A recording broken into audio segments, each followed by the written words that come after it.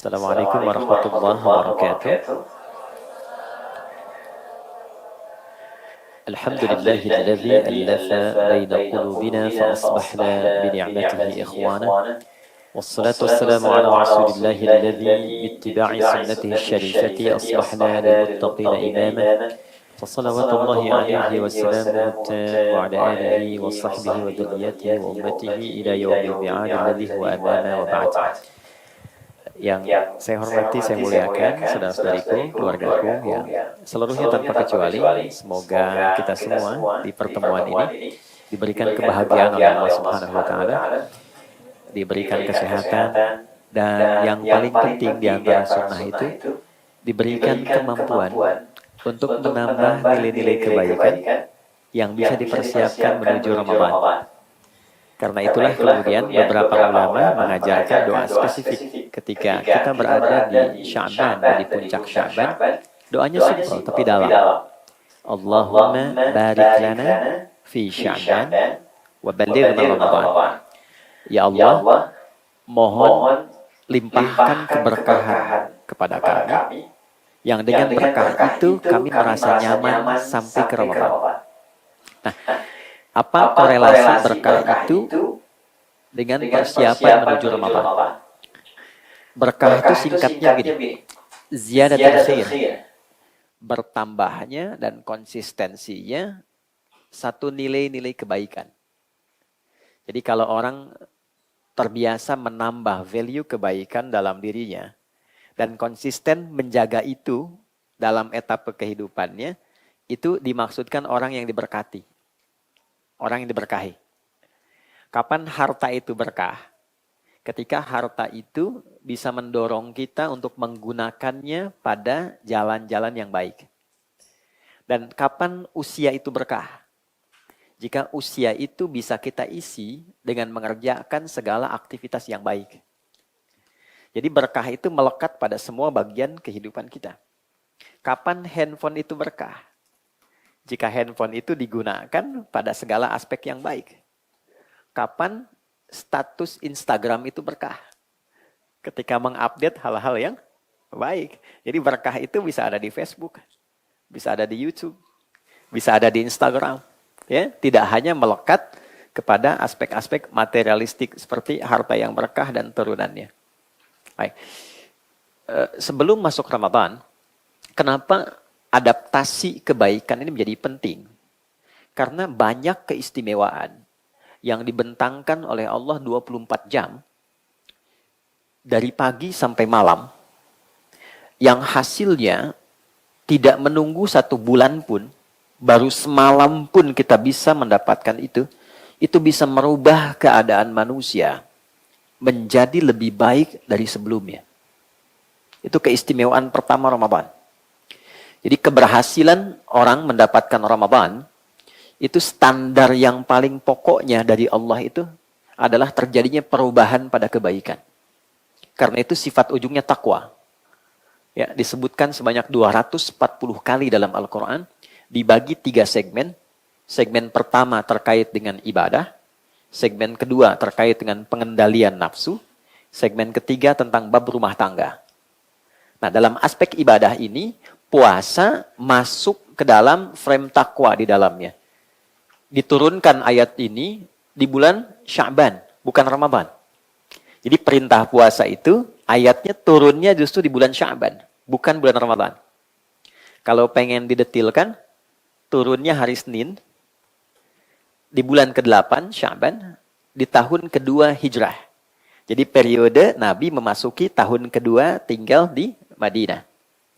Turunlah kemudian Quran surah kedua Al-Baqarah di ayat 183. Ya, paling kiri di atas ya, sebelah pojok. Ya ayyuhalladzina amanu kutiba alaikumus siyam kama kutiba alal ladzina min qablikum la'allakum. Lihat ujungnya, la'allakum tattaqun. Itu tujuan paling pokok dari pendidikan Ramadan. Singkatnya, takwa itu merubah pribadi kita menjadi lebih baik. Dan cabang kebaikannya nanti 3. Baik hubungan dengan Allah, baik menata diri kita, dan baik hubungan sosial kita. Sifatnya nanti ada dengan keluarga, dengan tetangga, dengan hewan, bahkan tumbuhan. Itu tingkat tertinggi takwa. Jadi diharapkan dengan pelatihan Ramadan ini, ya nanti bukan berapa banyak sholat yang ditunaikan. Berapa banyak kita bisa menghatamkan. Tapi dari sekian ayat yang dibaca, sekian sholat yang ditunaikan, berapa yang merubah kita menjadi pribadi yang lebih baik. Itu standarnya. Dan itu parameter Allah yang langsung berikan. Ya. Itu poin pertama. Yang paling penting dari itu, kata tattaqun itu dibuka dengan la'allakum. Diawali dengan la'allakum. Lihat ujungnya. La'allakum tattaqun. Di gramatikal bahasa Arab, la'alla itu masuk dalam kategori harfut taraji.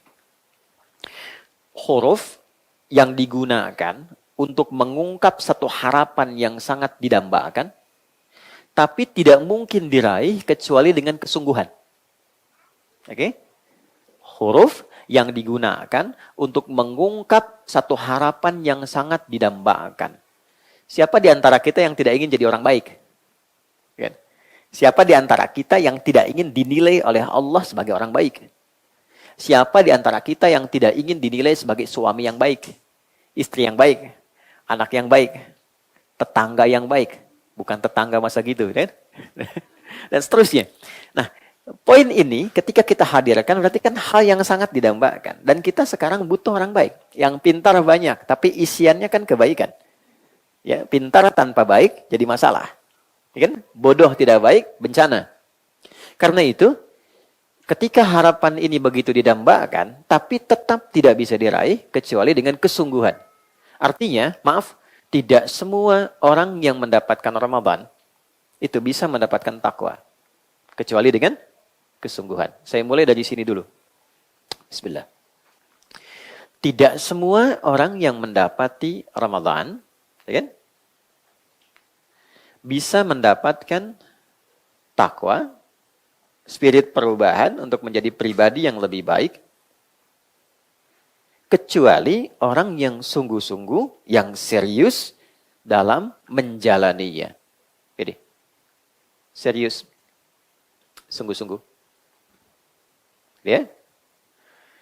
Dan bagi kita orang Indonesia, ini sebetulnya bagian dari implementasi dasar kebangsaan kenegaraan kita. Karena standar kita itu berketuhanan di Indonesia, standarnya takwa. Teman-teman boleh lihat. Misal, di ketentaraan itu ada Sabta Marga. Itu ada 7. Yang ketiganya itu ada takwa. Kami Ksatria Indonesia yang bertakwa pada Tuhan Yang Maha Esa, menegakkan kejujuran, kebenaran, dan keadilan. Ketika seragam coklat digunakan oleh teman-teman di kepolisian, itu ada tribrata. Nomor 1-nya takwa. Kami Polisi Negara Kesatuan Indonesia yang beriman dan bertakwa pada Tuhan Yang Maha Esa. Ketika kita memasukkan anak kita semua ke sekolah, itu Undang-Undang Pendidikan Sisdiknas, misal nomor 20 tahun 2003, itu mengikat dengan takwa. Dibuka pasal menimbang misalnya, poin B, poin kedua. Undang-Undang Dasar 1945 mengamanatkan pada pemerintah untuk mengusahakan dan menyelenggarakan satu sistem pendidikan nasional yang meningkatkan keimanan dan ketakwaan pada Tuhan Yang Maha Esa serta akhlak mulia. Jadi kecerdasan itu datang setelah punya sifat kebaikan. Ya, orang tua kita tidak menginginkan di negeri ini ada orang cerdas tapi tidak baik. Di standar dasarnya itu baik dulu, kebaikan itulah yang mendorong sifat intelektual itu diolah menjadi baik. Karena akal itu tidak bisa memutuskan. Akal yang sehat itu hanya merumuskan. Akal nggak punya keputusan. Jadi sifat akal itu hanya mengkonstruksikan pikiran supaya diperintahkan kepada fisik untuk segera dieksekusi. Ya, yang memberikan perintah itu agar rumusan cepat dilakukan itu adalah qalbu kita, jiwa kita. Di sini perintahnya. Ya. Akal merumuskan saja. Jadi akal tidak punya perintah. Dia sifatnya formulasi saja. Nah, yang memberikan perintah itu di sini. Di sini ada 2. Ada nafsu, nama lainnya fujur. Ada takwa. Keduanya sempurna disebutkan oleh Allah di Quran surah 91 ayat 7 sampai 10. Wa nafsi wa ma sawwaha. Aku telah sempurna ciptakan jiwa manusia dengan 2 karakternya yang berlawanan. Fa alhamaha fujuraha wa taqwaha. Maka di dalam diri manusia itu terdapat dua potensi. Ya, yang satu katalis bagi yang baik, ya, kan harus jadi lawan katalis itu. Jadi yang baiknya takwa, lawannya fujur. Nama lain fujur itu nafsu. Takwa terkait nafsu disebutkan 115 kali dalam Al-Quran. Nafsu disebutkan 115 kali. Yang mensupport takwa, malaikat disebutkan 88 kali. Yang memprovokasi nafsu, setan disebutkan 88 kali. Sempurna dari sudut bilangannya. Jadi saya mau katakan bahwa takwa itu kebutuhan dasar kita sebagai manusia. Itu poin utamanya. Jadi saat diciptakan, memang Allah menciptakan kita sebagai orang baik. Makanya salah satu namanya ins. Disebutkan 18 kali dalam Al-Quran. Kita punya 5 nama. Satu, bashar, kemampuan untuk memanage nafsu, disebutkan 35 kali dalam Al-Quran. Itu nama pertama untuk kita. Kedua, ada insan, terkait totalitas aktivitas kita. Jadi teman-teman kalau ingin mengkaji, bikin kurikulum kegiatan, dari bangun sampai tidur lagi, keluarkan kata insan dalam Al-Quran. Disebutkan sebanyak 65 kali. Kemudian kalau kita ingin melacak genealogi kita sampai ke Nabi Adam, dan belajar dari miniasi kehidupan beliau yang dilatih oleh Allah di surga sebelum turun di bumi, cari kata Bani Adam. Disebutkan 7 kali dalam Al-Quran. Kalau kita ingin belajar sifat sosial kita, yang tidak mungkin hidup sendiri, cara bersikap pada istri bagaimana, istri ke suami bagaimana, harmoni itu ditata seperti apa di rumah tangga, dengan tetangga bagaimana, sampai sifat yang lebih luas lagi, cari kata nas dalam Al-Quran. Setidaknya 240 kali disebutkan dalam Al-Quran. Tapi kalau kita ingin memahami tentang karakter diri kita saat diciptakan, kata dasarnya ins. Seringkali dipasangkan dengan jin untuk menunjukkan makna paradoks. 18 kali disebutkan dalam Al-Quran. Ins, al-ins. Ya ma'syaral jinni wal ins. Wa ma khalaqtul jinna wal ins. Itu maknanya langsung berlawanan. Jadi kalau jin, semua kata dalam bahasa Arab yang dibuka dengan jim dan nun itu pasti tersembunyi. Ya, jim dan nun. Kan? Contoh, janin. Kenapa disebut janin? Karena tersembunyi dalam rahim seorang ibu. Oke? Jin disebut jin karena fitrahnya tersembunyi. Dia tidak nampak. Jadi kalau ada jin melakukan penampakan, itu jin sedang punya masalah. Ya. Apalagi manusia yang cari penampakan jin. Nah, itu pasti konslet itu. Ya. Nah, jin sifatnya tersembunyi, dia nggak boleh tampak. Ya, lain dengan manusia, lawannya ins. Ini tampak, terlihat. Karena eksistensi kita itu bisa hadir dengan penampakan kita. Jadi kalau ada suami pulang ke rumah, senang sembunyi-sembunyi, ya kan? Dia tahu pintu depan, dia lewat jendela, ini menunjukkan dia sedang, bukan jadi jin ya, bukan saya yang bilang ya. Dia sedang punya masalah. Kalau berpapasan dengan orang dan dia lari jalan untuk sembunyi, itu artinya kedua ini sedang punya persoalan. Gampangnya begitu. Karena fitrahnya tampak. Ya. Jannah surga. Kenapa disebut jannah surga itu? Karena sekarang belum tampak. Nanti setelah tampak baru terlihat. Oke? Sifat kedua itu jin itu kasar. Kasar. Makanya jarang ada orang kemasukan jin jadi lembut. Itu kayaknya susah ditemukan. Permisi Ustadz, mau ikut pengajian, sedang kemasukan jin, rasanya mustahil gitu ya. Ya, kalau dia tidak meracau, dia mengacau kan? Oke, nah lawannya ins itu lembut. Ins itu halus, lembut, halus. Turunannya Anas, Anis itu lembut. Tuturnya lembut, karakternya lembut, baik itu ins, dari kata ins. Jadi kita itu saat dicipta itu pribadinya lembut. Pernah nggak ada bayi baru lahir sudah mencela ibunya? Nggak ada kan? Kenapa mama melahirkan saya? Nggak ada. Dan sifat lembut itu menjadikan aura menyebar pada orang sekitarannya. Sehingga dari rahim siapapun kita bisa memuji dan menggendongnya. Anak siapapun. Senang, nyaman, baik. Itu yang dimaksud Quran surah ke-17 ayat 70. وَلَقَدْ كَرَّمْنَا بَنِي آدَمْ وَحَمَلْنَاهُمْ فِي الْبَرِّ وَالْبَحْرِ وَرَزَقْنَاهُمْ مِنَ الطَّيِّبَاتِ وَفَضَّلْنَاهُمْ عَلَى كَثِيرٍ مِمَّنْ خَلَقْنَا تَفْضِيلًا. Paham? Tidak. Oke, Quran surat 17 ayat 70. Dan aku pastikan, kata Allah, tidak aku ciptakan satu pun anak cucu Adam. Kecuali dia membawa bawaan fitrah yang baik. Jadi kita ini terlahir sebagai orang baik. Ya, karena itu dijaga supaya seluruh bagian tubuh ini tetap baik. Supaya tampil terhormat. Jadi kita diciptakan terhormat, dijagalah kehormatan ini oleh Allah. Hormat itu Yang menjaganya, hukum menjaga supaya terhormat disebut haram. Dari kata hurmah, diserap ke dalam bahasa Indonesia menjadi hormat. Itu dari bahasa Arab. Hurmah, penjagaannya disebut haram. Haram itu diturunkan sebagai hukum, bukan ingin membatasi kita asalnya, tapi ingin menjaga kita supaya tetap dalam kehormatannya. Kenapa lisan tidak boleh mencela? Karena saat mencela akan runtuh kehormatannya. Nggak percaya silahkan Mas Primus pulang sini, celah orang tuh. Ya, kehormatan kita runtuh karena itu dijaga oleh Allah, jaga supaya terhormat. Pandangan dijaga, ya, kaki dijaga supaya apa? Dibuat hukum haram, haram mencela, haram menyakiti, haram bikin hoax. Karena bukan hanya menyakiti orang, saat dilakukan menjadi turun kehormatannya. Ya, bahkan nanti ada, maaf sekali, ada kesalahan, dosa-dosa yang itu saat dikerjakan, kehormatan itu berdampak pada bagian keluarganya. Contoh, paling gampang korupsi misalnya. Ya, saya sering katakan begini, ya, di berbagai kesempatan, tolong kalau ada provokasi dari setan, mengajak untuk korupsi, mencuri, menyogok sejenis apapun, jangan hanya pikirkan diri sendiri. Pikirkan anak yang sedang sekolah. Pikirkan istri yang sedang di rumah. Karena ketika seorang ayah berbuat, itu nanti dampaknya bisa ditanggung anak. Bapak yang korupsi, anak yang dibully.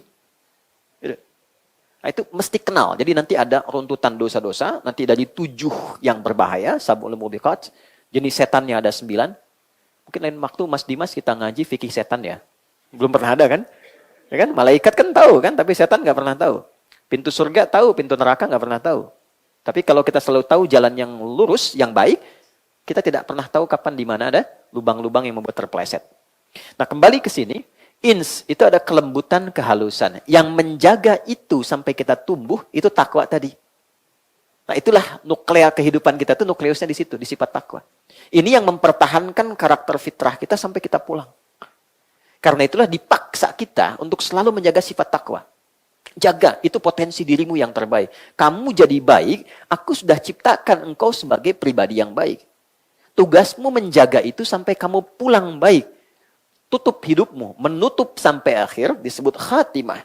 Ditutup yang baik disebut husnul khatimah. Karena itulah kita lahir dalam keadaan baik, thayyibah, ditutup dengan husnul khatimah. Dan Allah berikan pancaran cahaya yang menjaga semua bagian tubuh kita agar tetap sesuai dengan fitrahnya saat diciptakan. Dalam keadaan yang baik, itu dengan sifat takwa. Ini poinnya. Itulah sebabnya, kenapa dalam latihan kehidupan seringkali kita temukan turunan dari pancaran takwa ini. Gimana mengimplementasikan takwa? Kan pertanyaan sederhananya begini, ya Allah, Engkau ciptakan aku sebagai pribadi yang baik. Engkau berikan kepadaku cahaya untuk menjaga diri ini supaya tetap baik. Namanya takwa. Diminta aku memancarkan cahaya takwa itu ke semua bagian tubuhku. Gimana caranya? Gitu kan? Oke? Baik. Kalau ini tidak dilakukan, maka fitrah manusia cenderung akan tertekan oleh kondisi nafsunya. Itu yang menyebabkan yang tadinya tidak punya bakat mencela bisa mencela. Yang tidak punya bakat menghina bisa menghina. Yang tidak punya bakat merendahkan bisa merendahkan. Karena itu untuk mengikis itu semua, takwanya mesti kita naikkan. Itulah sebabnya semua menu-menu takwa, karena itu ada bagian pada roh kita, di jiwa kita, maka semua hidangan roh itu sumbernya Allah langsung yang berikan. Quran surah ke-17 di ayat ke-85. Yas'alunaka 'anir ruh, qulir ruhu min amri rabbi. Wa ma utitum minal ilmi illa qalila. Mereka banyak bertanya kepadamu Muhammad, bahkan melakukan riset, penelitian tentang hakikat roh. Ada beberapa riset di luar itu yang ingin menguji. Bahkan ada yang sekarat ditutup ya pakai peti kaca itu untuk dideteksi bagaimana rohnya keluar. Tetap tidak bisa didapatkan informasi spesifiknya. Karena statement yang Allah tegaskan di awal, ini urusanku. Ini prerogatifku. Artinya semua yang terkait dengan kebutuhan roh, itu semua bersumber dari siapa? Allah. Ingat, sebelum kita melangkah lebih jauh, saya kuatkan dulu pondasi berpikirnya. Kita disebut manusia ketika memiliki 3 unsur. Tolong dicek ya, kira-kira siang ini 3 ini masih ada nggak? Kalau 1 tidak ada, kita kehilangan kemanusiaan kita. Mas Bilar cek nanti ya. Masih ada nggak nih? Satu di antara tiga nih. Ya. Satu, ada fisiknya. Dia. Awas. Oke? Kemana ya? Bahasa Arabnya jism, fisik tuh. Semua yang terkait dengan kebutuhan fisik disebut jasmani. Ya, jasmani itu dari bahasa Arab. Segala yang terkait dengan fisik. Jasmani. Oke, tuh.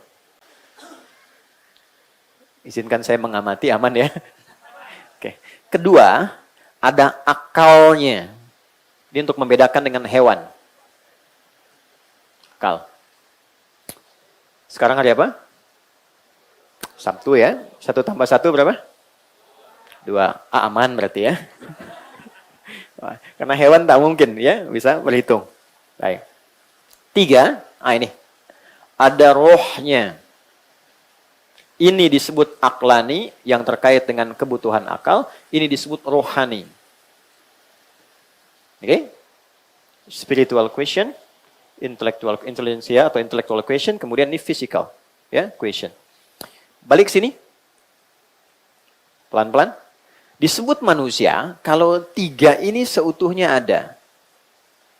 Kalau ia fisik dan akal saja, rohnya tidak ada, maka dia menjadi mayat.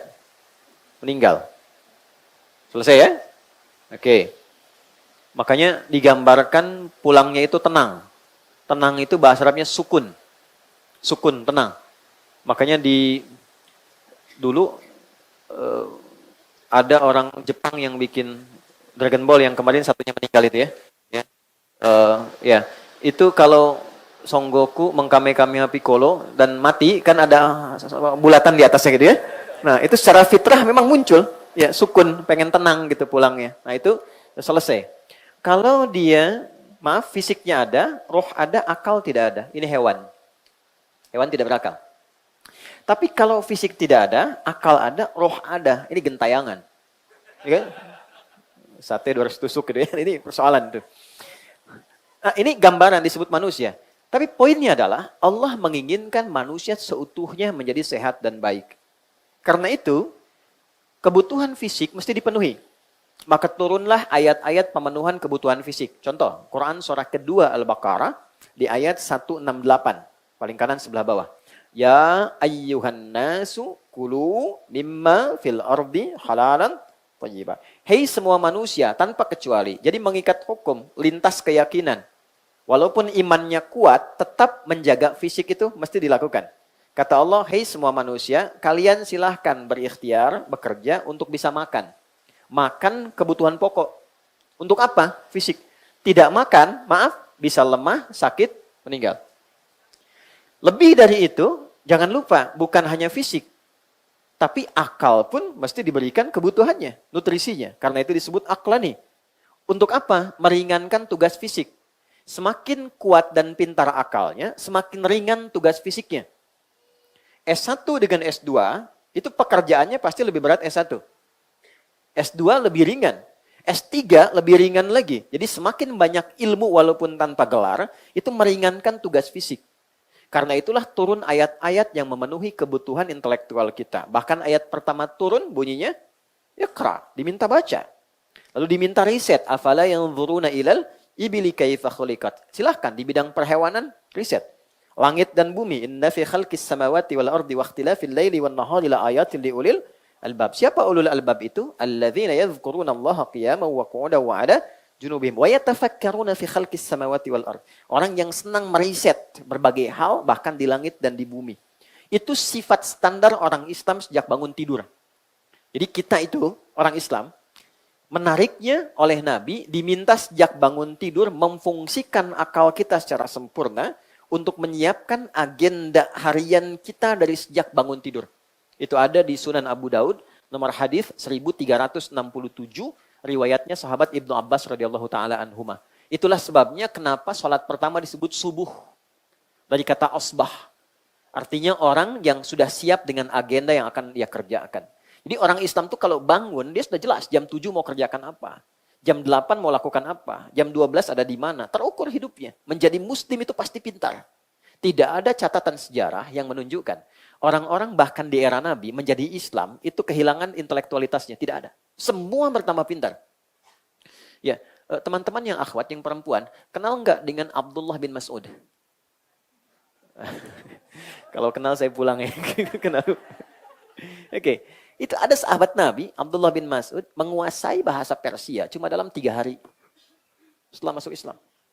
Ya, Abdurrahman bin Auf itu jadi pintar di ilmu manajemen setelah masuk Islam. Valuasi dari aset yang ditinggalkan, itu saya pernah riset, dan serius risetnya diuji 15 profesor, itu mendapatkan hasil 72.000 triliun. Setelah masuk Islam.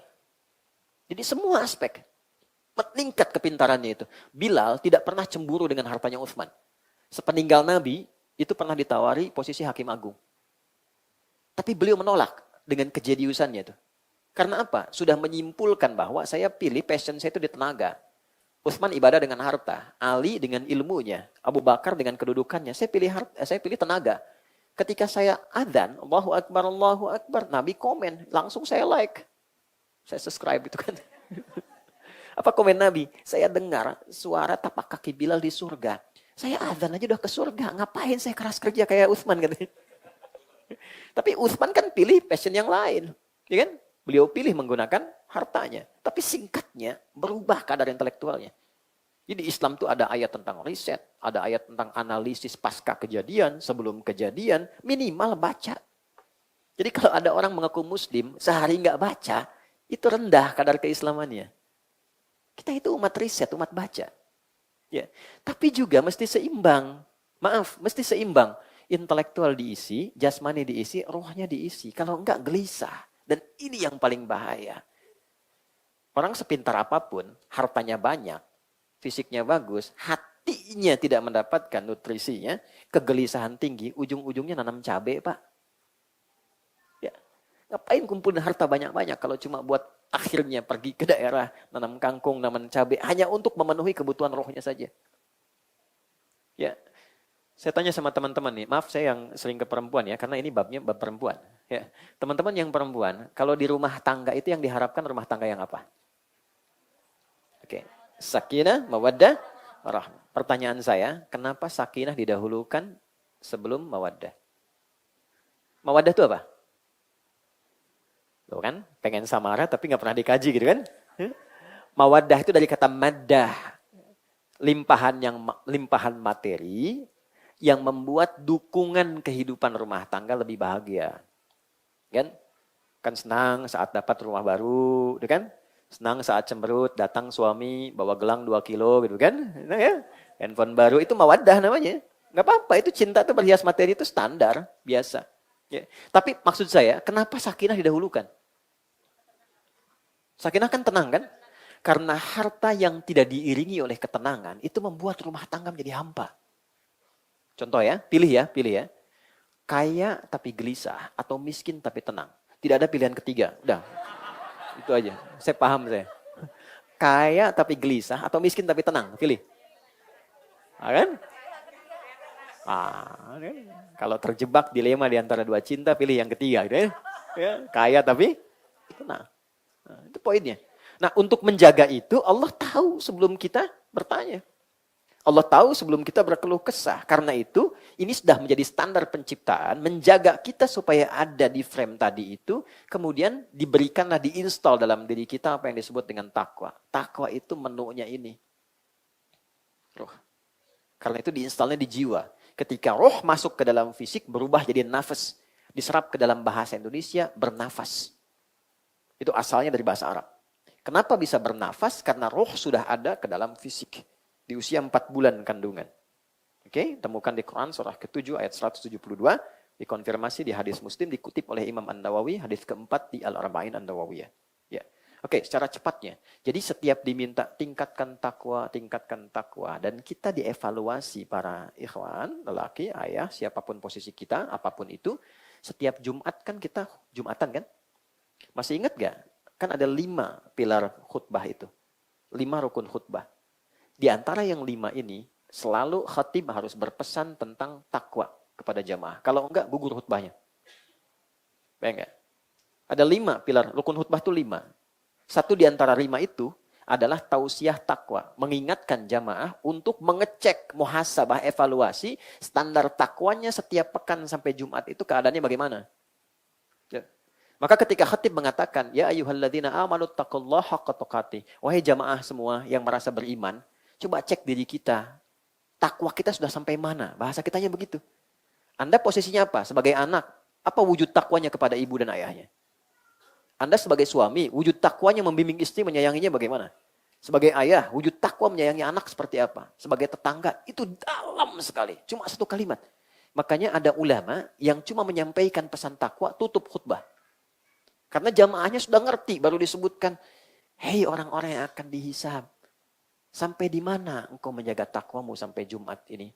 Ketika engkau pulang hari ini, bagaimana pertanggungjawabanmu di hadapan Allah? Nangis, selesai. Barakallahu li walakum. Sudah.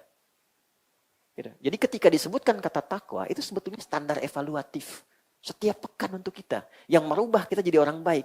Itulah pada akhirnya membuat kita berdoa. Supaya pancarannya ada untuk istri, ada untuk keluarga, ada untuk ibu yang sudah wafat, yang masih hadir. Pribadi sempurna.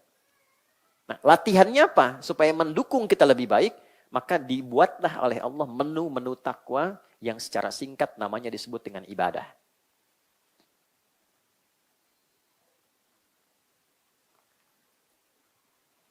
Nah, jadi saat diminta ibadah itu sebetulnya bukan ingin memaksa kita melakukan sebuah beban, tidak. Tapi ingin membuat kita menjadi pribadi yang lebih baik dan bahagia. Jadi Allah tuh punya sifat Rahman, kasih yang dalam. Saking kasihnya kita dipaksa bahagia. Aku nggak mau ada hambaku diciptakan baik, jadi tidak baik. Aku tidak ingin ada hambaku kehilangan kebahagiaannya. Maka dipaksa kita menunaikan menu ini. Contoh, kata takwa pertama yang menjadi menu ibadah kita dalam Al-Quran disebutkan sholat. Babnya sudah dalam, kita bahas, sudah ada pertengahan. Silahkan teman-teman cek. Sholat ini ketika pertama disebutkan di Quran disandingkan dengan takwa. Al-Baqarah ayat 2 dan 3. Dzalikal kitabu la raiba fihi hudal lil muttaqin alladzina yu'minuna bil wa yuqimunas muttaqin itu orang salat, orang takwa. Ya kan? Siapa orang takwa? Ciri pertamanya apa? Orang takwa itu adalah orang yang mencoba memancarkan cahaya imannya dengan cara apa? Melakukan salat satu. Di salat itu untuk melatih takwa kita supaya muncul pancarannya, sehingga dengan pancaran itu sifat takwa muncul baik. Karena itu ketika orang konsisten sholat, tujuan sholat itu apa? Konfirmasikan, Quran surah 29. Oke, ayat 45. Kita hafal sih tengahnya, tapi awalnya kurang hafal. Ya, tengahnya itu innas sholata tanha 'anil fahsya wal munkar. Utlu ma uhya ilaika minal kitab. Muhammad, baca, pahami, ajarkan pada umatmu. Ini loh kenapa harus sholat. Ini loh maknanya sholat begini. Semua terkumpul dalam Al-Quran, jelaskan olehmu dalam hadis. Kalau sholatnya itu benar, maka pribadi orang itu akan dirubah oleh Allah dan dijaga menjadi baik. Lawan baik apa? Buruk. Jadi untuk mengetahui hakikat sesuatu, cari lawannya. Kalau pengen tahu malam, berarti lawannya siang. Ya kan? Kalau ingin tahu baik, lawannya apa? Buruk. Buruk itu cuma dua. Kalau bukan fahsyah, itu mungkar. Maaf teman-teman, maaf sekali. Maafkan saya. Fahsyah itu keburukan yang bersumber dari buruknya syahwat. Misal, zina, selingkuh, kata-kata jorok, kotor, LGBT, ya, dan sejenisnya homoseksual, lesbian, itu masuk kategori fahsyah. Jadi kalau ada orang dalam hidupnya menunaikan sholat, misal, tapi kata-katanya masih kotor, itu ada yang salah dalam sholatnya. Karena pasti sholat itu kalau benar merubah pribadi orang jadi baik. Pasti jadi baik. Gampangnya gini lah, kenapa sih Nabi itu diutusnya di lingkungan masyarakat yang ekosistemnya sudah rusak. Saking rusaknya disebut jahiliyah. Jahil itu orangnya, maaf ya, jahlun itu sifatnya. Kalau dikumpulkan jahiliyah sudah buruk, orangnya ikut buruk. Ya. Kalau mabuk di masyarakat jahiliyah itu, yang paling prematur, pemabuk pemula, itu sehari 5 kali. Pemula itu. Ya. Zina hatam dengan segala jenisnya. Tapi ketika risalah Islam datang dan sholat, berubah semua. Jadi orang baik. Oke, mungkar, keburukan yang diingkari oleh hati. Sumbernya nafsu perut dan akal. Mencuri, merampok, membunuh, dan semua jenisnya. Berbohong itu mungkar. Jadi artinya orang sholat itu pasti baik. Makanya kita belajar dari awal sampai akhir kan dengan maknanya. Nah, dua apa?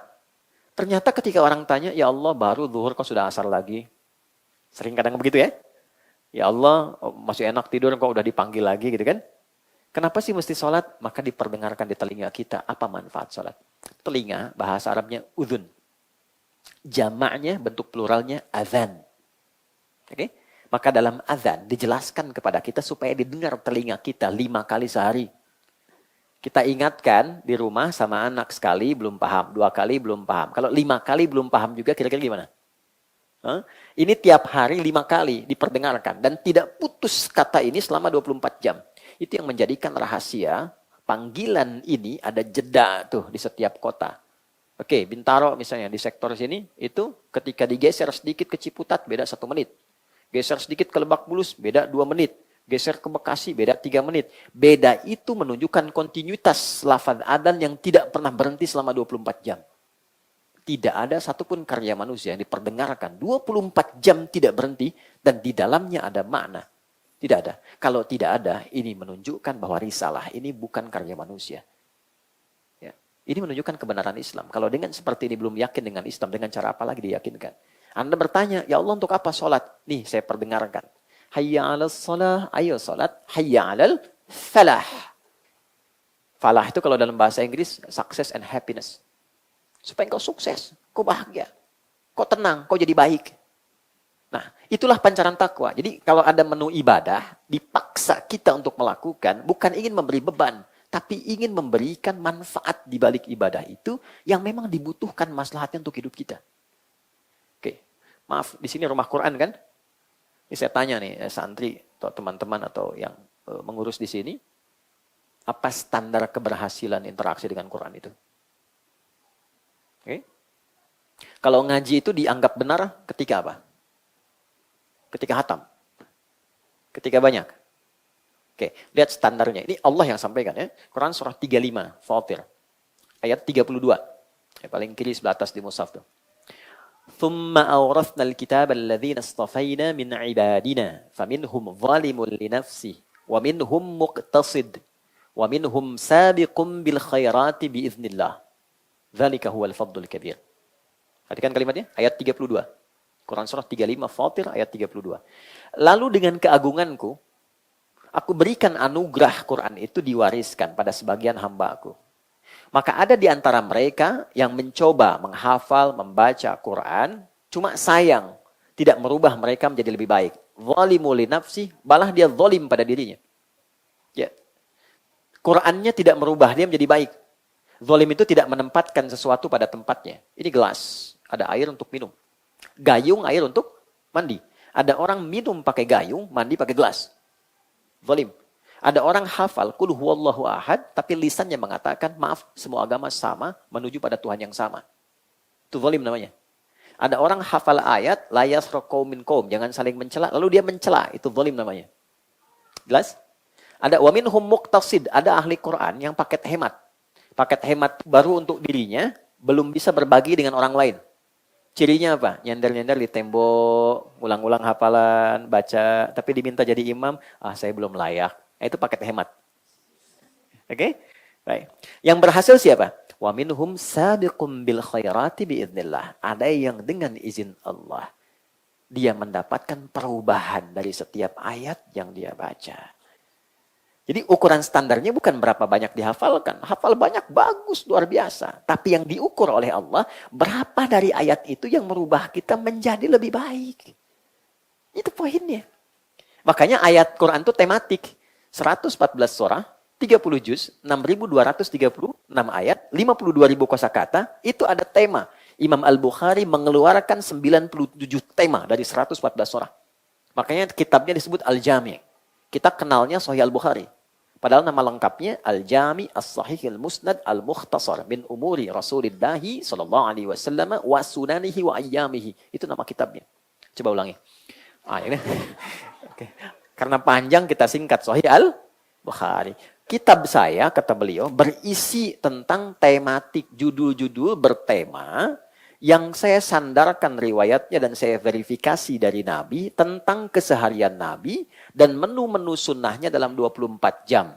Dikeluarkanlah ayatnya di Quran, dibagi 97 topik. Setiap topik, ayat Quran dulu, hadisnya, kesimpulannya apa. Contoh, teman-teman selalu bertanya, Ustadz iman saya suka naik turun. Kalau naik semangat, kalau turun lemah. Gimana cara naikkan nggak turun-turun? Buka topik kedua, kita boleh iman. 57 hadis. Nanti ada uraian subtopiknya. Apakah karena sebab pekerjaan, sehingga iman turun? Apakah sebab rumah tangga? Apakah sebab perilaku? Apakah salah makan? Itu lengkap 57 hadis. Diisi dengan ayat. Menunya begitu. Jadi ngaji Quran dulu itu, para sahabat komentarnya selalu begini. Kami itu jarang ngaji melampaui 10 ayat. 5 ayat paling standar, paling banyak 10 ayat. Setelah mampu memahami, mengamalkan, baru kami tambah. Umar bin Khattab hafal Al-Baqarah itu kurang lebih hampir 20 tahun. Ya. Dengan amalnya. Dengan amalnya. Ya. Apakah pribadi biasa? Tidak, beliau jenius. Sangat jenius. Toha Hussein punya kitab tentang kejeniusan Umar. Abqari atau Umar. Nah, secara singkat gini. Kalau saya pengen akselerasi. Ya, waktu terbatas. Ya, saya pengen akselerasi. Saya ingin pancaran takwa mengalir cepat ke semua bagian tubuh saya. Gimana caranya? Dengan satu amalan, saya kumpulkan semua keistimewaan tadi. Maka ada satu amal. Nah, ini rahasia di antara kita ya, lagi ini aja. Ada satu amalan yang saat dikerjakan, semua amal lain ikut dan mempercepat pancaran cahaya takwa kita. Itulah puasa. Itulah apa? Puasa. Ya. Karena saat puasa dikerjakan, semua amal yang tadi disebutkan, semua akan ikut. Gak percaya. Orang kalau tidak puasa, jangankan sunnah, fardu terlambat rasanya biasa. Orang kalau sedang puasa, jangankan fardu, ketinggalan sunnah dia gelisah. Oke? Saat tidak puasa, gak baca Quran biasa. Saat sedang puasa, gak baca Quran, rasanya ada yang kurang. Gitu. Tidak puasa, ada orang minta di depan mata, belum tentu diberi. Saat puasa, yang tidak kelihatan, mulai dihitung. Di sini duafannya berapa ya? Yatimnya berapa ya? Itu hebatnya puasa. Dan saat yang bersamaan, puasa itu bisa menekan fungsi-fungsi nafsu. Jadi taat meningkat, maksiat ditekan. Ya, maaf, orang bohong, itu libur dulu bohongnya kalau puasa. Koruptor itu libur kalau puasa tuh. Ya, minimal takut batal puasanya. Ya. Ya, ada kisah tetangga, itu pemarah luar biasa. Suaminya pemarah, marah aja gitu. Lihat orang, marah. Jalan sama istrinya, sedang puasa. Buka jam 6, 6 kurang seperempat, dapat provokasi dari tetangganya. Sore. Tapi beliau nggak marah, dia diam aja kan. Istrinya tanya, Mas, nggak marah, tumben? Nanti habis maghrib. Habis maghrib dia lupa gitu ya. Jadi ada kondisi yang luar biasa di puasa itu. Itulah sebabnya Allah turunkan menu ini tahunan untuk mengakumulasikan semua etapa kehidupan kita agar dalam tahap itu berubah menjadi baik seutuhnya. Turunlah ayat ini di bulan Sya'ban, hari Senin, ya kan? Kemudian di tahun kedua Hijrah. Dan dikumpulkan dalam satu jenis puasa yang sifatnya wajib. Supaya apa? Semua kita wajib baik dan wajib kembali dalam keadaan yang terbaik. Disinilah kita bahas, tidak semua sayangnya yang masuk ke Ramadan ini berubah menjadi baik kecuali yang serius. Nah, bagaimana cara kita serius memasuki Ramadan sehingga berhasil sesuai dengan standar yang Allah sampaikan? Itulah inti materi yang akan kita bahas. Jadi yang tadi itu pembukaan, mukaddimah. Kita belum mulai. Ini intinya. Kita belum mulai, tenang ya. Insya Allah. Oke. Bismillah. Saya izin hapus sebentar ya. Mudah-mudahan berkah pembahasan kita ya. Insya Allah.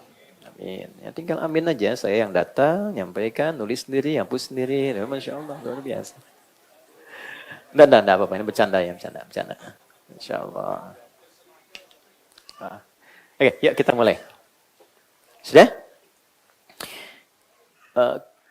Kita mulai tentang persiapan memasuki Ramadan, khususnya di akhir-akhir bulan Sya'ban. Sekarang sudah tanggal berapa, teman-teman? 28. 28 ya, besok 29. Gampangnya begini, kalau ada sidang isbat berarti tanggal 29. Oke? Baik, sekarang 28, besok 29. Besok nanti ada sidang isbat. Sudah? Baik. Saya akan memulai dulu dengan satu hadis standar dulu. Gimana Nabi mempersiapkan diri sebelum masuk ke Ramadan. Hadisnya riwayat Muslim, Imam Muslim, nomor hadis 2357, 2357, yang meriwayatkannya sahabat Usamah bin Zaid. Secara singkat, sahabat Usamah ini satu kali mengamati Nabi melakukan satu perilaku khusus di bulan Sya'ban. Di sahabat ini senang mengamati Nabi, apa yang dikerjakan diikutin gitu. Ya. Secara singkatnya, beliau mengatakan begini, ya Rasulullah ya kama qala, lam araka tasumu kama tasumu Sya'ban. Saya itu mengamati Anda tidak pernah menunaikan kebiasaan puasa sebanyak bulan Sya'ban. Kenapa gitu? Baik, cepat Nabi langsung jawab begini. Dzalika asy-syahrul ladzi yaghfulu 'anhu an-nas baina Rajab wa Ramadan. Itu bulan istimewa, dia punya keistimewaan, letaknya antara Rajab dan Ramadan. Baik, sekarang kita gali sebentar ya. Orang ini sudah tahu kalau Sya'ban ini antara Rajab dengan Ramadan. Sudah paham? Kenapa Nabi sebutkan lagi letaknya? Nah, pendalaman di ilmu hadis memberikan kesan begini. Biasanya orang kalau sudah masuk Rajab, perhatiannya tinggi. Belajar tentang sholat, Isra Mi'raj, peringatan Isra Mi'raj. Ya, itu dibawa sampai bahkan ke Sya'ban. Sehingga peringatan Isra Mi'raj pun yang Rajab itu bisa dilakukan di Sya'ban. Ya, sehingga lupa. Tahu-tahu udah dekat Ramadan. Nunggu Ramadan. Padahal ternyata desainnya itu Sya'ban adalah momentum untuk persiapan menuju Ramadan. Adaptasinya di Sya'ban, bukan di Rajab. Rajab punya keistimewaan tersendiri, Sya'ban punya babnya sendiri. Jadi saat masuk Sya'ban, Nabi ungkap, satu, ini tolong catat ya, karena tinggal sehari. Setelah itu sudah masuk Ramadan. Apa keutamaan yang pertama? Satu, turfa'u fihil a'malus salihah ila rabbil alamin. Keutamaan Sya'ban yang pertama, semua amal kita yang biasa cuma dicatat. Ada malaikat tuh, ladaihi raqibun atid, yang mencatat, catatan itu akan diungkap. Ya, faman ya'mal mithqala dzarratin khairan yarah, wa man ya'mal mithqala dzarratin syarran yarah. Sekecil apapun diungkap lewat catatan itu. Iqra kitabak kafa bi nafsikal yauma 'alaika hasiba. Diungkap, lihat isi catatanmu. Khusus bulan Sya'ban itu tidak sekedar dicatat. Itu catatan semua amal manusia langsung dibawa naik, lalu ditampilkan di hadapan Allah, dibacakan, diviralkan. Perhatikan di sini yang perlu dicatat. Allah itu tidak dinaikkan pun sebelum dicatat sudah tahu amal hambanya. Sebelum dilakukan pun sudah tahu Allah. Kenapa ada kalimat, ada redaksi ini sampai diangkat, ditampilkan? Maksudnya memberikan motivasi kepada kita yang tidak tahu tentang itu. Oke? Gini, kalau ada orang dapat award dari perbuatan baiknya dan diumumkan se-Indonesia, senang nggak? Senang. Ya. Ada orang disebutkan, diviralkan amalnya di hadapan Allah. Ya, teman-teman lagi baca Quran nih. Kalau di luar Sya'ban, diberi nilai, dicatat, setiap hurufnya 10. At-Tirmidzi nomor hadis 2910. Setiap baca satu huruf, 10. Salat, selesai 10. Berjamaah kali 27. Di masjid kali lagi 25. Itu konstruksi hadisnya. Tapi kalau Anda kerjakan itu di bulan Sya'ban, baca satu ayat, dapat nilai, langsung dilaporkan, disebutkan. Si fulan baca ini sekian ayat, si fulan baca sekian ayat. Langsung diviralkan di hadapan arsy-Nya Allah Subhanahu wa Ta'ala. Karena itu kata Nabi, aku tidak ingin dalam keadaan amalku diangkat, aku sedang tidak baik-baik saja. Itulah sebabnya aku menyiapkan diri. Ya. Dan cara paling efektif menyiapkan diri itu supaya jadi baik, akselerasinya puasa. Itulah sebabnya Nabi banyak puasa di bulan Sya'ban, sunnah.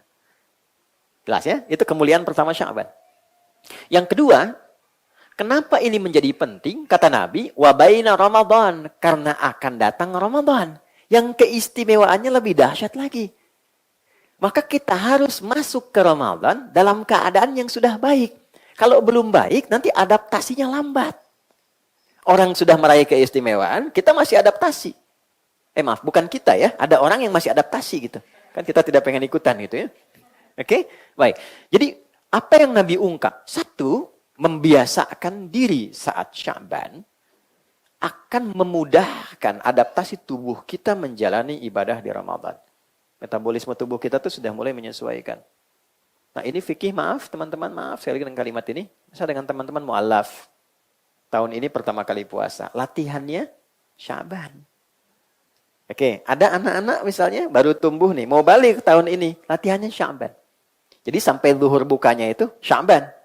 Terus sampai dia kuat asar. Nabi itu ngajarinnya simple, sayang banget sama anak-anak cucu gitu ya. Jangan dipaksa, Bu. Karena Allah saja tidak menghisap. Anak belum balik, dia dilatih puasa tuh. Mama lapar duhur, buka. Alhamdulillah, nak. Asar tuh mama lapar, sudah nggak tahan lagi. Tahannya nak 2 jam lagi. Gitu. Nggak usah, buka. Biarkan dia bertahap. Dia merasakan kenikmatannya. Nanti dari gitu, adaptasi tubuhnya naik, besoknya teruskan lagi. Sampai dia kuat ke maghrib. Begitu Ramadan, terbiasa.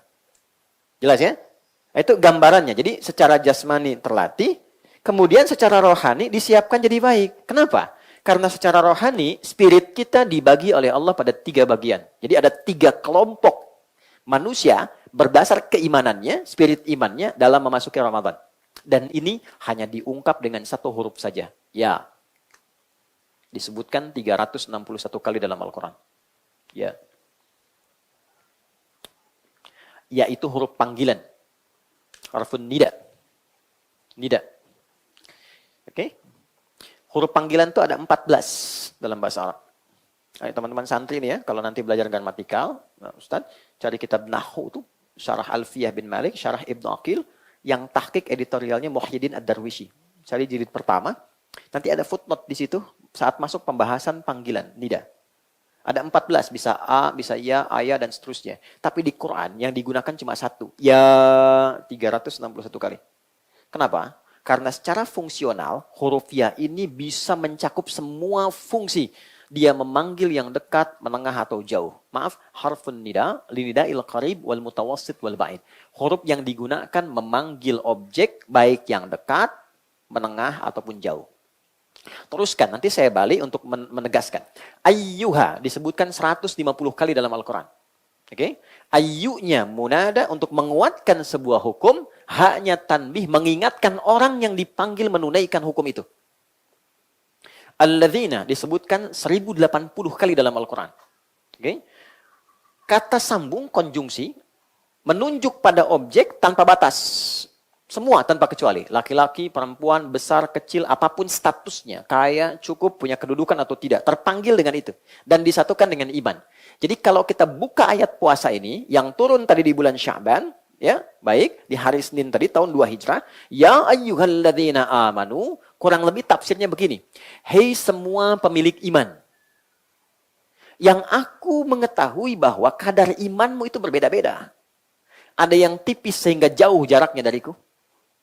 Ada yang menengah sehingga standar saja denganku. Ada yang kuat sehingga begitu dekat denganku.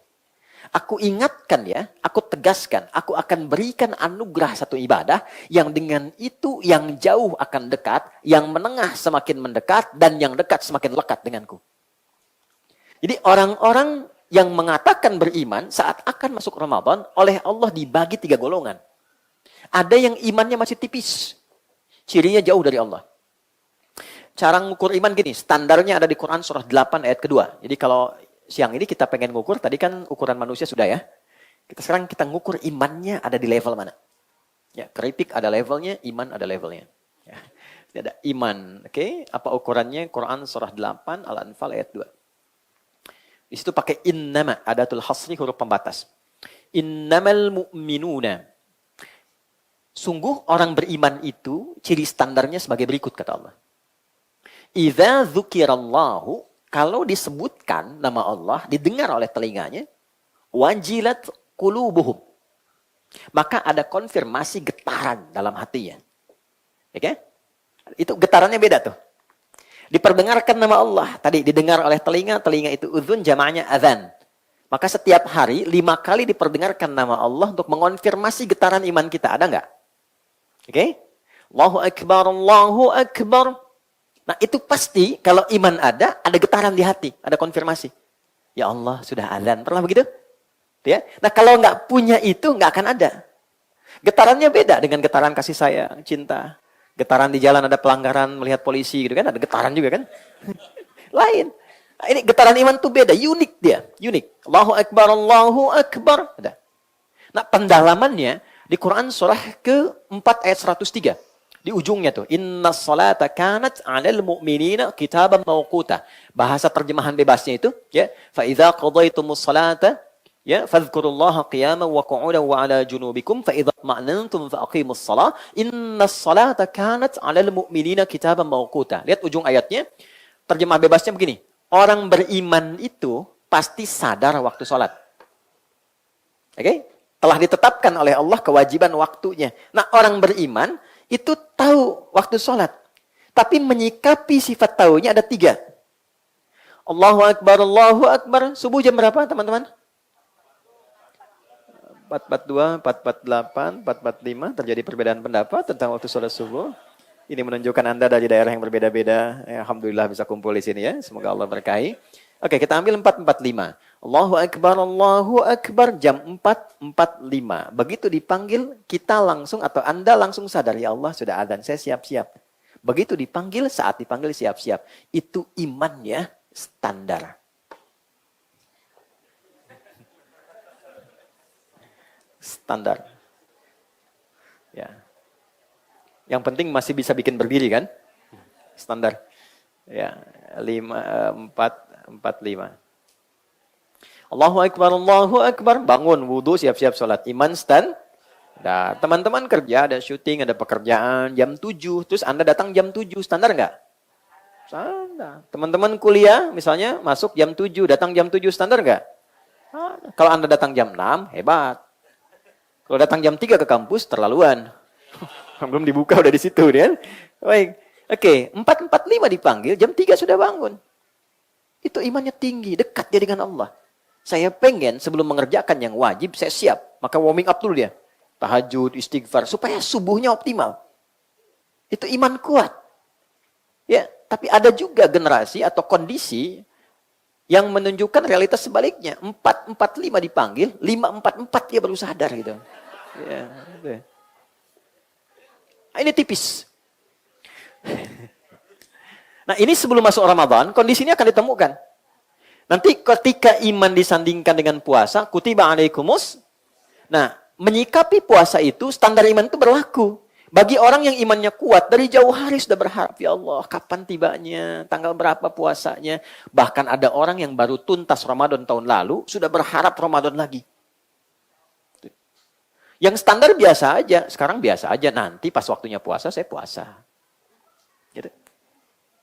Ada yang ketika akan dekat, ya Allah kok cepat amat ya puasanya. Kapan bukanya, kapan sahurnya? Ya, baru buka udah ngelihat sahur, baru sahur udah nyatur jadwal buka.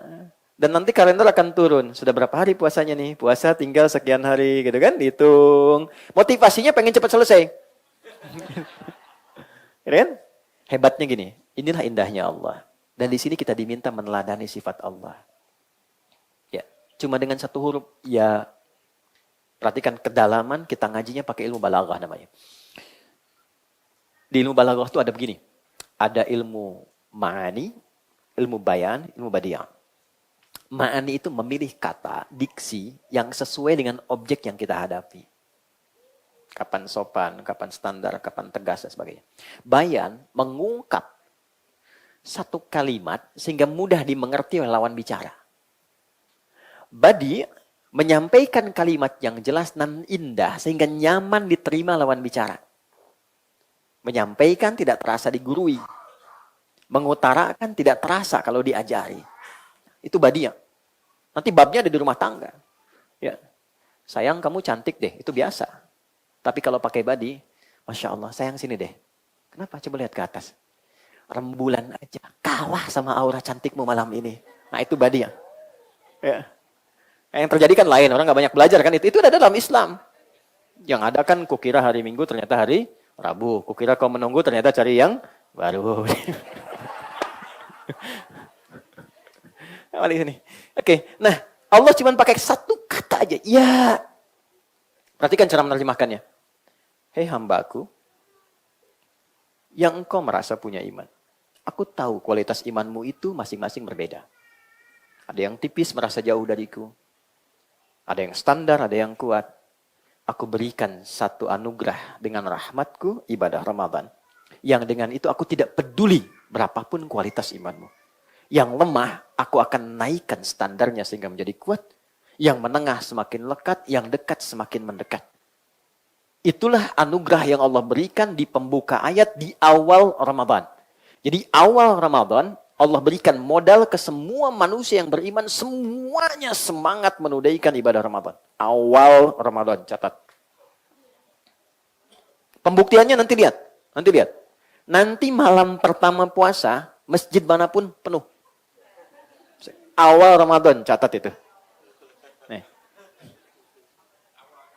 Awal. Yang nggak pernah ke masjid, bisa saf pertama tuh. Maaf, tapi jangan disimpulkan demikian ya. Itu contoh saja. Yang nggak pernah pegang mushaf, bisa khataman. Ya, awal Ramadan semua semangat.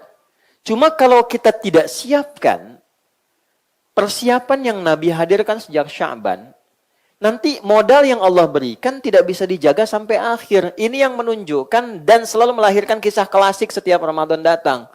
Pertengahan kan terjadi kemajuan kan. Safnya maju tuh. Ya kan? Akhir Ramadan makin maju kan? Ya kan? Orientasi orang udah mudik kan? Dan dia tidak menyiapkan mudik akhiratnya. Itu problemnya. Karena itu, sejak Ramadan, Nabi menyampaikan sebuah pesan agar setiap umatnya menyiapkan kurikulum Ramadan sebelum memasukinya. Supaya jelas kegiatan apa yang direncanakan saat masuk Ramadan. Jadi nggak ada yang bingung, malam pertama apa yang dikerjakan, paginya apa, kegiatannya apa, tengah-tengah apa, targetnya apa, sampai terakhir. Sehingga nanti ukuran keberhasilannya apa? Sampai finish. Baik. Nah, secara singkat ada 5 program, 5 kurikulum, 5 agenda yang di-highlight oleh Nabi untuk disiapkan sejak Sya'ban. Dan kita ada 1 hari untuk merumuskan itu semua, lalu mencapai target saat Ramadan tiba di tahun ini. Ya, mudah-mudahan dimudahkan insya Allah ya.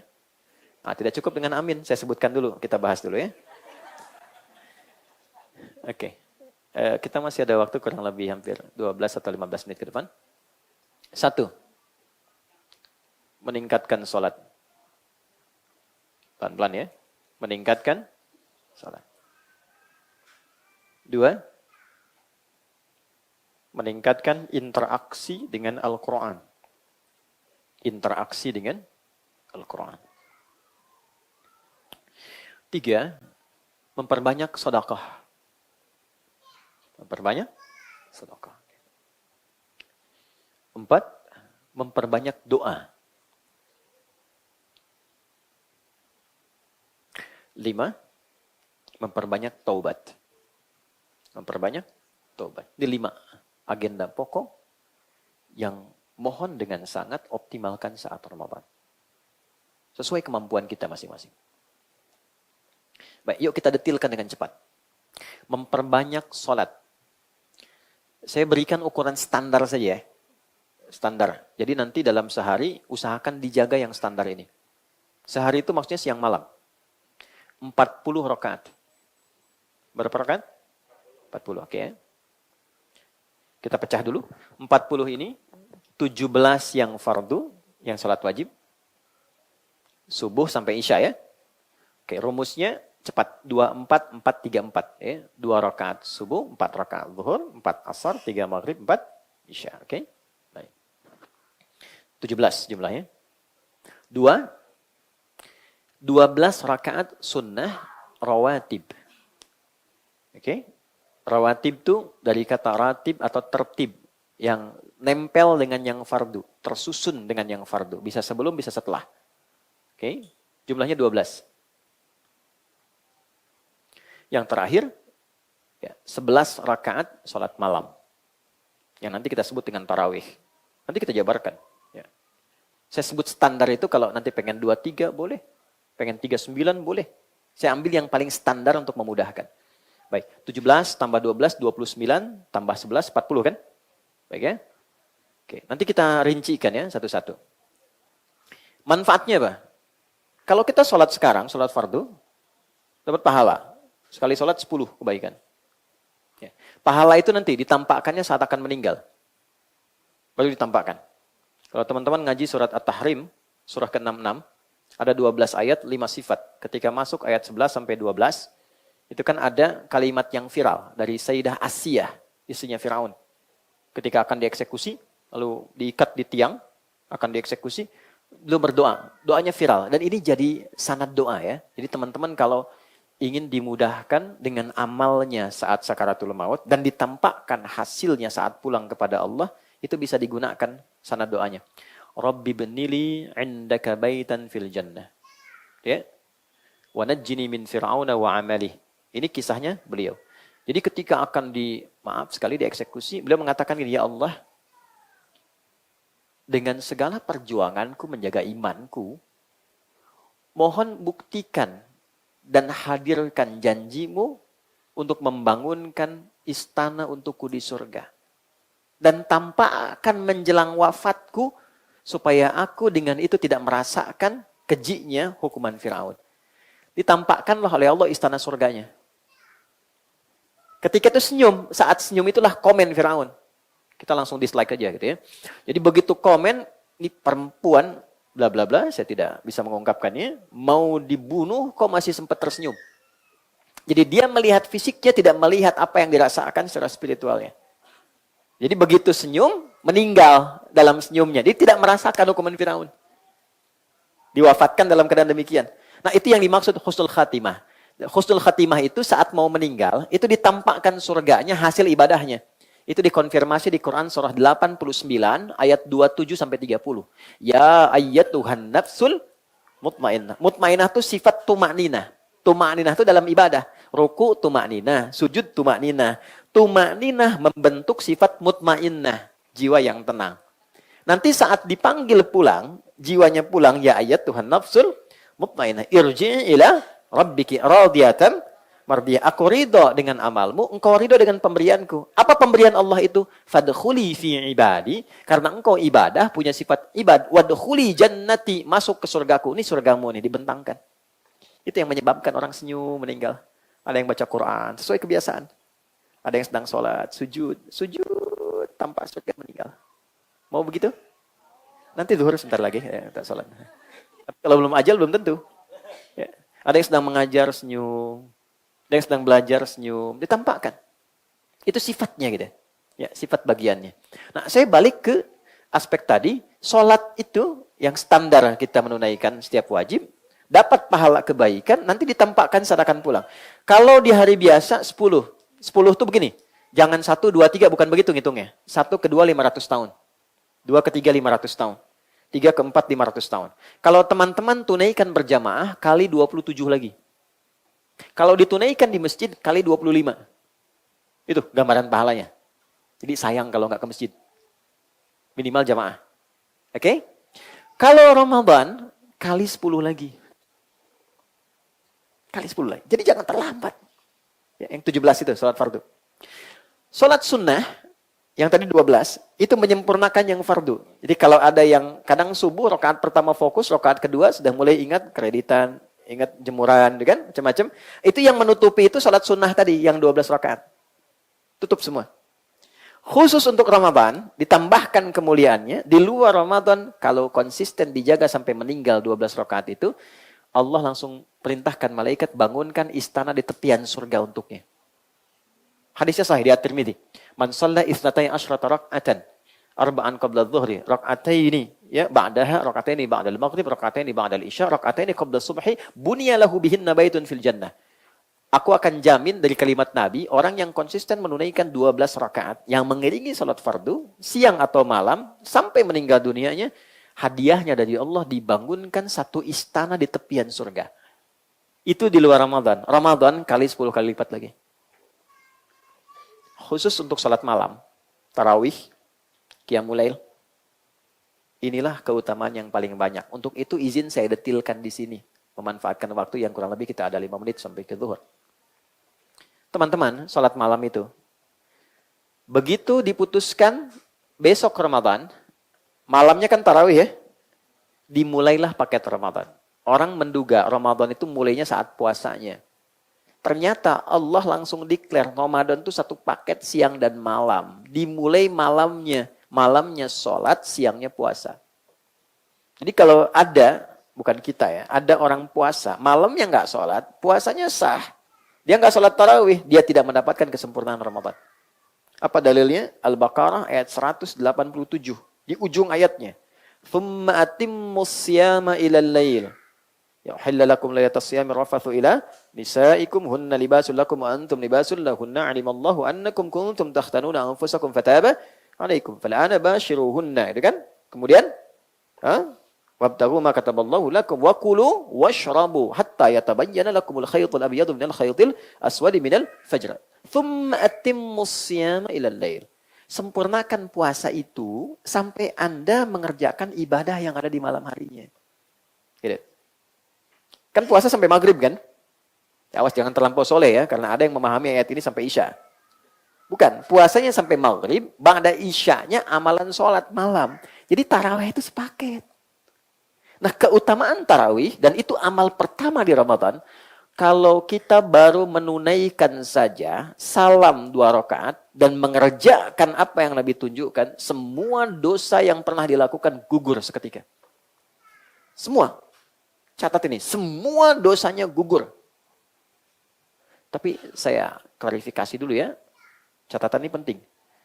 Kecuali utang. Utang tetap dibayar. Tidak lunas ya. Ya, ini catatan ulama hadis. Catatan ulama hadis. Jadi kalau ngaji hadis ini ada catatan khusus di situ. Yang digugurkan adalah dosa bukan utang, kata para ulama tuh. Ya, jadi jangan disimpulkan dan Anda tidak usah terlalu dramatis. Akhi, ya Allah aja menggugurkan dosa, masa Anda nggak bisa menggugurkan utang deh. Oke, yuk kita mulai. Yang kita bahas namanya 2, teknisnya 3 aja. Yang ketiga doanya. Masih ada waktu? Masih ya? Insya Allah sebentar ya. 1. Apa namanya? Salat apa? Oke. Namanya itu sebetulnya dari Nabi itu isyaratnya qiyam Ramadan. Qiyam Ramadan. Dalilnya apa? Al-Bukhari nomor hadis 37. Al-Bukhari nomor hadis 37.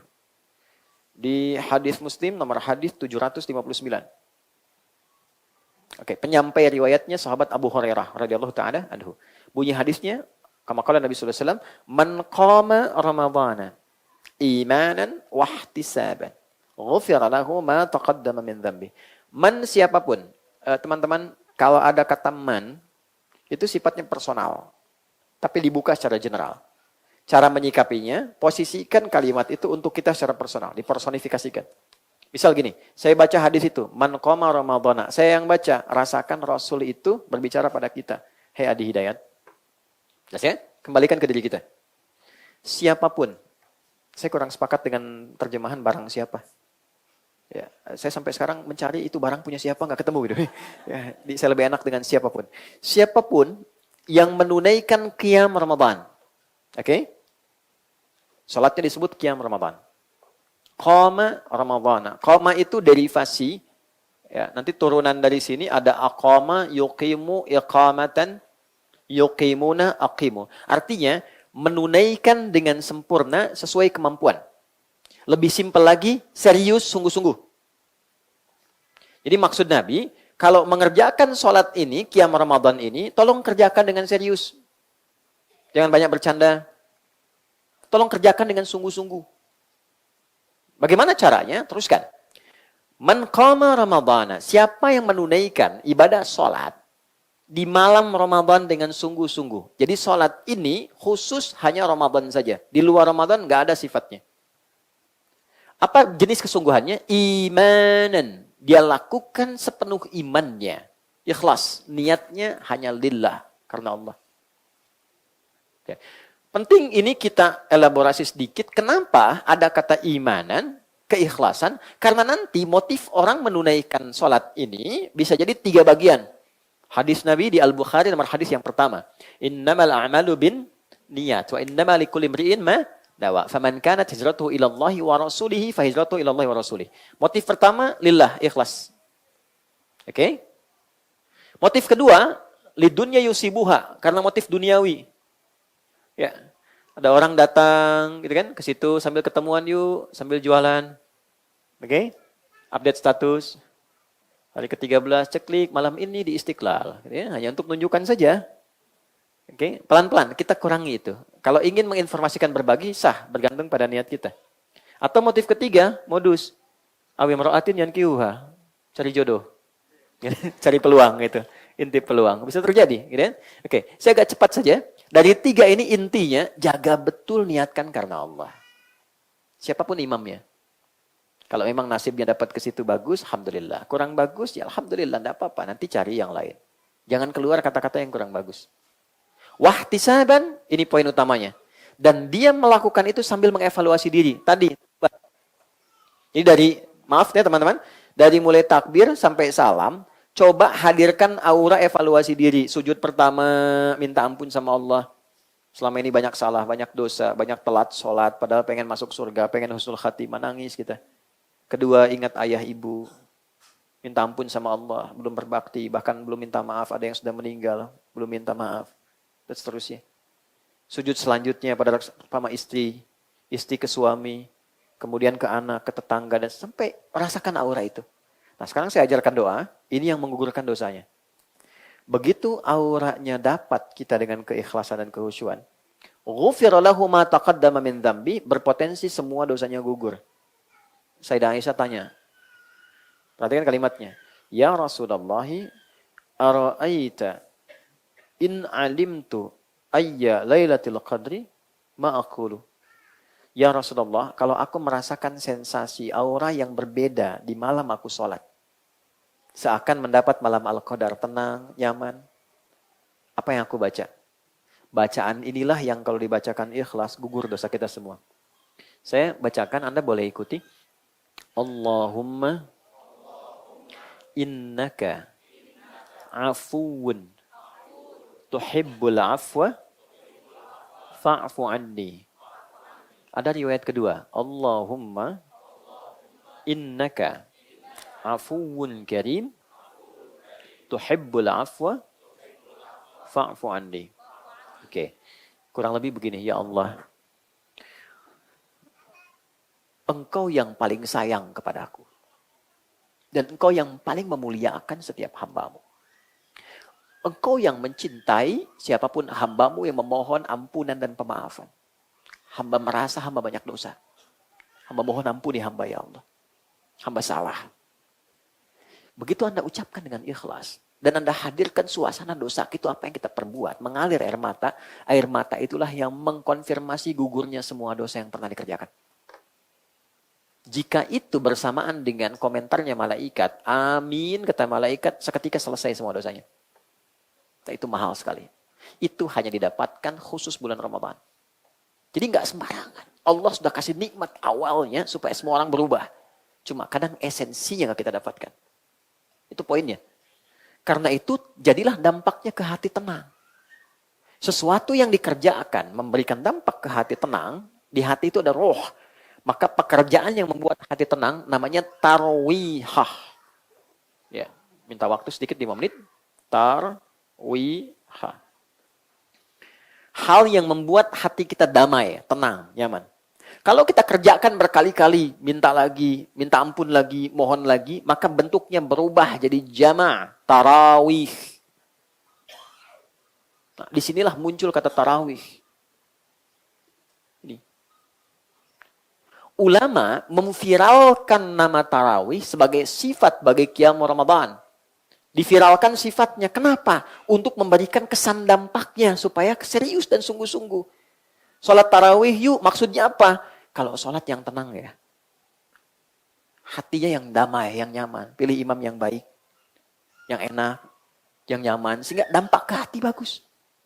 Ya, itu yang menjadikan Sayyidah Aisyah ditanya oleh para sahabat di Al-Bukhari nomor hadis 2010 itu ditanya. Gimana sholatnya Nabi? Itu Allahu Akbar. Semua kesaksian yang sholat di belakang Nabi tidak pernah merasakan kenikmatan, tenang, damai hati sholat kecuali sholat di belakang Nabi.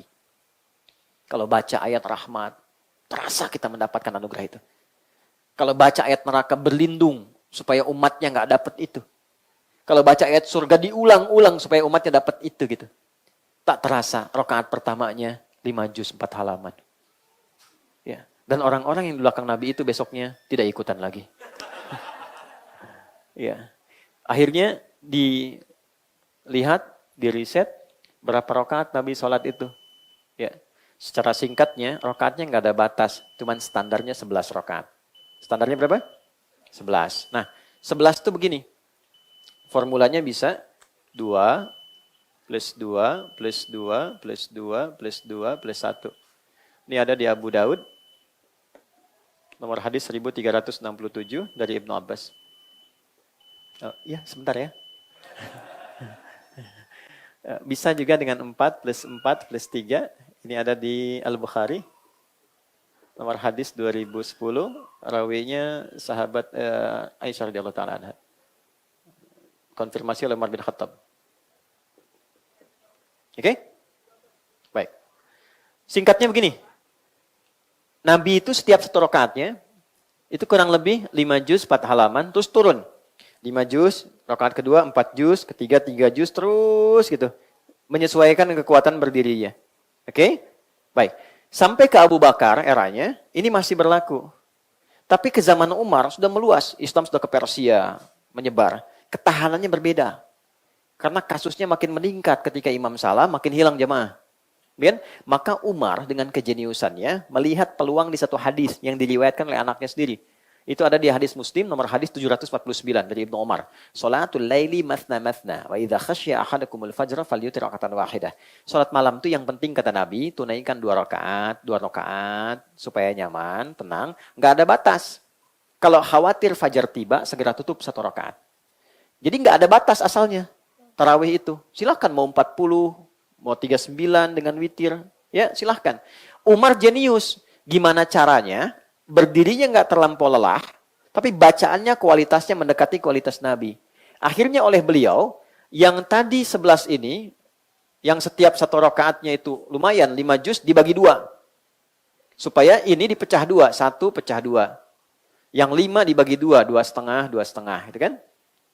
Nanti begitu 4 bagi 2 lagi, 3 bagi 2 lagi. Akhirnya gampangnya begini, jadikan kali 2 aja ini untuk menjaga kualitas bacaan Nabi, tambah rakaat tapi bacaan tetap sama.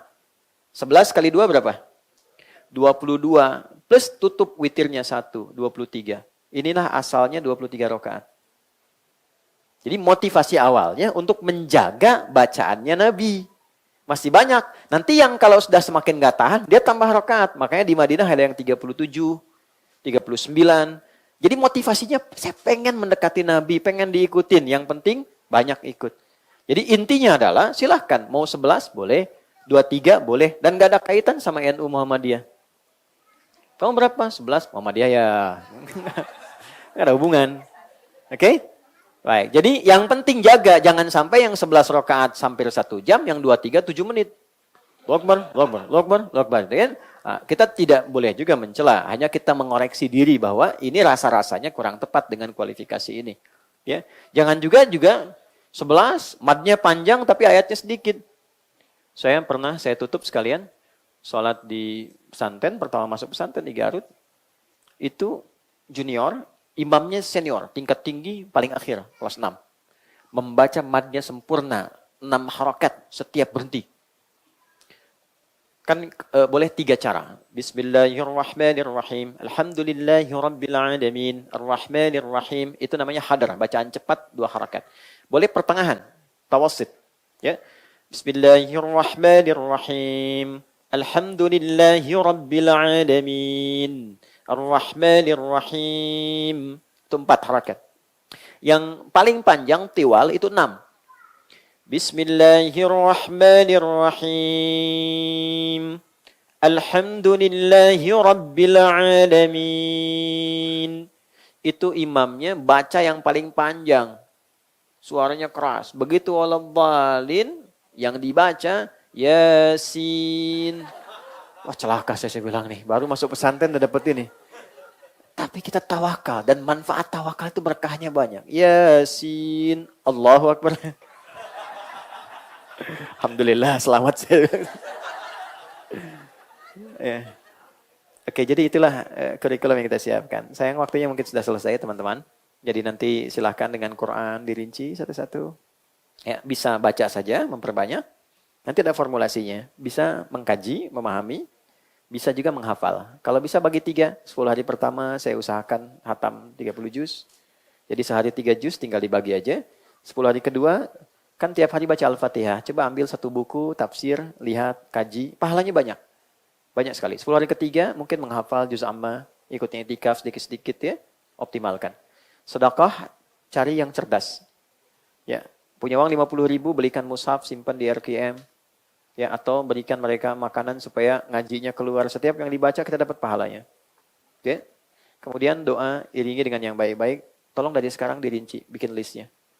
Udah, yang spesifik aja butuhnya apa, minta yang dibutuhkan. Ya, masalah keluarga, masalah dengan orang tua, masalah dengan anak-anak, masalah dengan diri pribadi, satu-satu tulis. Nanti setiap hari minta, fokuskan satu, minta satu.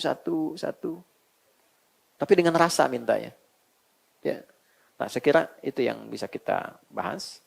Mudah-mudahan ada manfaat yang bisa kita dapatkan.